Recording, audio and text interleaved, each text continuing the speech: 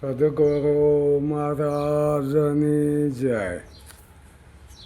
આપણે આજે એક દાસ સિયારામની વાણી છે. ખૂબ સરસ વાણી છે. હવે વાણીમાં એક પ્રશ્ન આવ્યો છે કે જે અવળવાણીના પ્રશ્ન થાય એવું છે, પણ હવે આમાં તો શું કીધું છે, મનુષ્ય દેહ જેવો અવતાર આવ્યો ચેતી લીજો તમે નર નારી. સદગુરુની શાનનો સમજ્યા ધીક મૂછને ધીક દાઢી. કેવો ઠપકો આપ્યો કે આ મનુષ્ય દેહ જેવો અવતાર મળ્યો છે આપણને, અને જો સદગુરુની શાન ન સમજ્યા તો ધીક મૂછને ધીક દાઢી. ઠપકો આપે છે, સંતો મીઠા ઠપકા આપે. કોઈ એવા કોઈને ખરાબ લાગે એવું તો નથી જ કહેતા, અને જો કે આ ઠપકો સમજવા માટેનો છે. આમાં કોઈ બીજો વિરોધાભાસ નથી કાંઈ. સમજવા માટે આવા સંતો મીઠા ઠપકા આપે છે કે સિલાઈમાં શું શીખી ગયા છો, ફાડી આંખો લઈ ફરતા. જેની ફૂંકે પર્વત ફાટે એવા નરને દીઠા મતતા. ફૂંક મારે ને કે પર્વત ફાડી નાખે ને એવા નરને મરી જવું જોઈએ. એટલે કીધું છે કે હા, ખર એટલે ખર શ્વાનને મરકટ જેવા ભક્તિમાં ભંગ પાડે છે. ખર કહેતા ગધાડો, શ્વાન કહેતા કૂતરો, મરકટ કહેતા વાંદરો. આવા કે ભક્તિમાં ભંગ પાડે. તો પછી માણસની વૃત્તિ એવી હોય તો માણસને કીધું હોય, જેવી જેવી વૃત્તિ હોય તો માણસને. પણ આપણે શરીરની અંદર આ મન વાંદરો, આ કામ કૂતરો ને આવા બધા જે વર્ણાયા છે ને એ ભક્તિમાં ભંગ પાડે. એટલે હું તો એમ કહું છું કે મારે ભક્તિ કરવી હોય બીજા થોડાક ભંગ પાડે કે, પણ ખર એટલે ગધાડા જેવો જે આમાં ભાંકે રાખવાનો સ્વભાવ પડી ગયો, પોતાની જ વાત કરી લ્યો ને. આમાં બીજાને ઠપકો ક્યાં દેવો કે આમાં મન મરકટ, મન માકડા જેવું છે ને. એટલે મરકટ કીધું, શ્વાન કીધો, કૂતરો, જેની વાસના એવું ફરતી હોય ને એ માટે જો એ આપણી અંદર જ બેઠા છે. આમાં કોઈને આપણે ઠપકો જેવા જેવી વાત જ નથી કાંઈ કરી. સંતો અને એવું ક્યાંય નહીં ને કે ખર શ્વાનને મરકટ જેવા ભક્તિમાં ભંગ પાડે. તો આ આપણે શરીરની અંદર જ આ છે એવા દુર્ગુણો છે ને.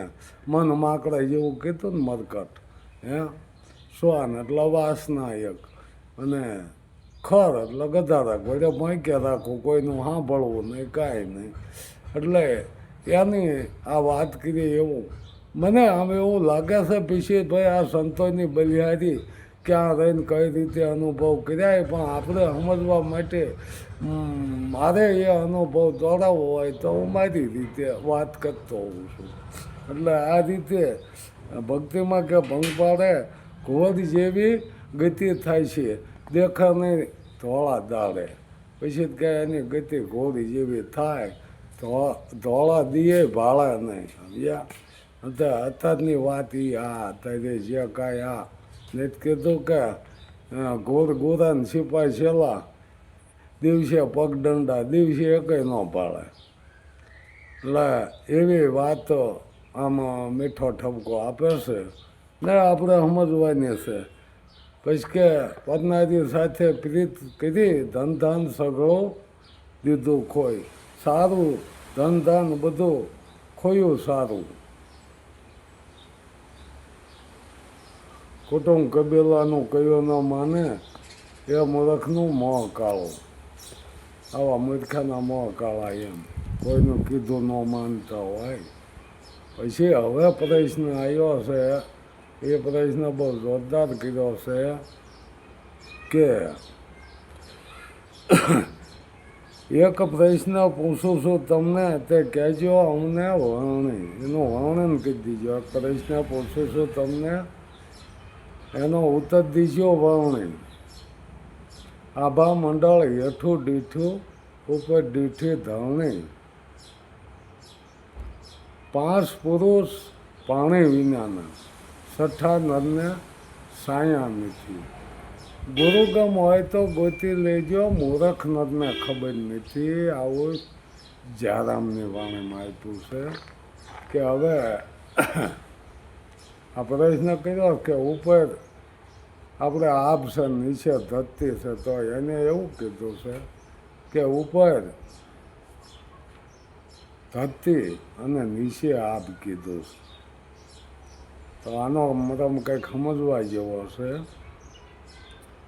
કે પિંડે છો બ્રહ્માંડ, જેવું શરીર આપણું છે એવું બ્રહ્માંડ છે. તો બ્રહ્માંડ કહેતા એક અવકાશ થાય છે, બ્રહ્મ સત્ય છે, જગત મિથ્યા.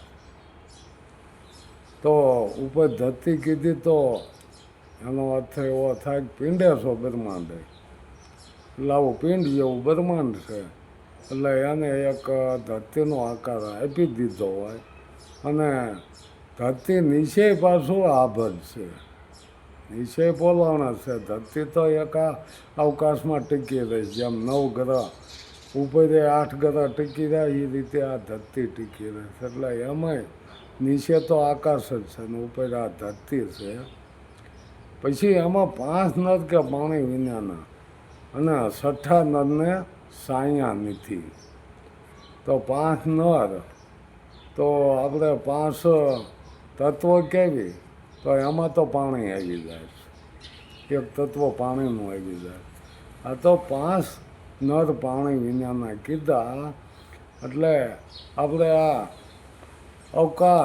અવકાશના આધારે આ પવન, અને પવનના આધારે અગ્નિ, અને અગ્નિના આધારે પાણી, પાણીના આધારે આ પૃથ્વી બની છે.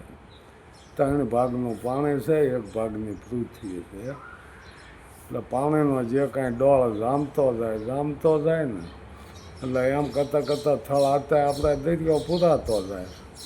પાંડવો વખતે દરિયો ઘણો નજીક હતો, પણ અત્યારે ઘણો 5000 વર્ષમાં ઘણો દૂર ખરી ગયો. એમ આ જળમાં થળ એમ બંધાણો છે કે આકાશથી જ આ પવન, અને પવનથી ઉત્પન્ન થયો છે અગ્નિ, અને અગ્નિથી પાણી ઉત્પન્ન થયું છે, અને પાણીથી આ પૃથ્વી છે. અને આ રીતે 5 તત્વનું બંધારણ થયું છે. તો હવે આપણે વાત કરીએ છે 5 નર પાણી વિનાના. તો પવનમાં પાણી નથી, પવનમાં અગ્નિ કીધો છે. અને પવનના 5 પ્રકાર કીધા છે કે પ્રાણવાયુ કહેવાય છે ને, પ્રાણવાયુ છે, પ્રાણ, અપાન અને સમાન, ઉદાન ને વ્યાન. આ 5 પ્રકાર કીધા છે. અને 5 વાયુ જુદા જુદા છે. કે આપણે શ્વાસનો વાયુ જુદો છે, પછી આપણે જે ઓડકાર ખાવીએ એ વાયુ જુદો છે, છીક આવે એ જુદો છે, પછી જે બંગાસું આવે એ પવન જુદો છે, પછી જે પાદ આવે એ જુદો છે પવન. એટલે આ પવનના 5 પ્રકાર કીધા છે. અને એ 5 નર પાણી વિનાના છે. એમાં પાણી નથી. શું કે પવનમાં અગ્નિ છે, પાણી નથી.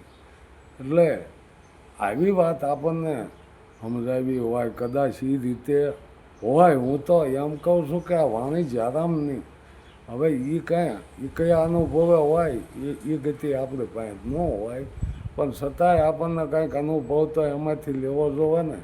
એટલે એ રીતે આપણે વાત કરી શકીએ છીએ કે ભાઈ આ 5 જે વાયુ કીધા, વાયુના પ્રકાર 5, એમાં કદાચ એ પાણી વિનાના છે એવું આપણને લાગે. અને ઠપકો પાછો કેવો આપ્યો છે કે પ્રશ્ન પ્રતિ ઉત્તર દિયો, નહીં તો એક તારો હેઠો મેલો. આ પ્રશ્નનો પ્રતિ ઉત્તર દો એટલે હાસો ઉત્તર દો, ન કે એક તારો હેઠે મૂકો. ગાય ગાય ગળા દુખશે, ઉજાગરા તમે સિદ્ધ કરો. આ ગાવામાં તો ગળા દુખે અને ઉજાગરા થાય, તો એવું હું લેવા કરવા નકરું ગાવશો પણ કાંઈક સમજો એવું જરામ ભગતનું કહેવાનું છે. પછી શું કીધું છે કે જેને સદગુરુ સાચા મળ્યા, જેને સદગુરુ સાચા મળ્યા, સાચા મળ્યા, અંતરના પડદા ખુલ્યા. જે અંતર હતું એ ભાંગી ગયું, એ અંતરના પડદા ખુલી ગયા. અંતર હતું ને જે 2 હતા ને, હું ને ભગવાન, ગુરુ ને શિષ્ય, આ જે 2 હતા ને એ અંતર ભાંગી ગયો એટલે પડદો એ ખુલી ગયો, પડદો હટી ગયો. અહીંયા એક થઈ ગયો, અદ્વૈત જ્ઞાનમાં એક થઈ જાય. અહીંયા ગુરુ શિષ્ય ન રહે. એક ડાળે તો પંખી બેઠા, કોણ ગુરુ કોણ સેવા. આ વાત તો એક મૂકી છે ને, હારા આપણે કબીર સાહેબની વાણીમાં મૂકી છે. પછી તો એક જ ડાળીના પંખી થઈ જાય છે. પછી આમાં કાંઈ જુદું રહેતું નથી. લાલી દેખને મેસલી ખુદ હો ગઈ લા. એમ નદીના પાણી દરિયાને મળવાઈ જાય ને ત્યાં દરિયો બની જાય. એ રીતે આ સંતોએ વાત કરી છે કે જેને સતગુરુ સાચા મળ્યા અને અંતરના પડદા ખુલ્યા, ગુરુ લખીરામ જ્યારામને મળ્યા. ગુરુ લખીરામ એમના ગુરુ હોય છે, એટલે કે ગુરુ લખીરામ જ્યારામને મળ્યા. વસ્તુ છે વણ તોળાઈ, આ તોળેલી વસ્તુ નથી, આનું કોઈ માપ નથી કાઢ્યું કાઢલી.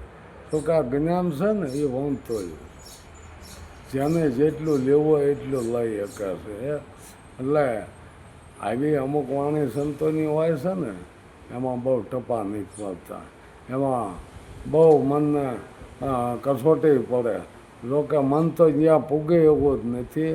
એ સૂતાનું કામ છે. સૂતા સુગર સિમેટે અને ઘટમાં સાહેબ ભેટે, પણ જ્યાં મનની મલિનતા જાય ને એ જ સૂતા બને. મનનો મેલ જ્યારે વિયો જાય ને તો એ સૂતા સોખી કહેવાય. સૂતા સુગર એટલે ચોખ્ખું સારું શ્વાસ. હા, આવી વાતો સંતોની મૂકી, વાણી દ્વારા મૂકે છે. બોલો તો એ પાદરાનો ઓલું કરે, પણ જે અનુભવ થયા ને એવી સંતોએ વાણી મૂકી છે. આ વાણીમાં તો ઘણા અમારે જો ઘણા ટાઈમથી આનો બધો વિવરણ હાલતું જ છે. હવે જેમ છે એમ ખુલાસો તો કોઈ બેહીન નથી થયો. પછી મારી રીતે આવો કંઈક ખુલાસો આપ્યો છે, જેને જે સમજાય. સદગુરુ મહારાજની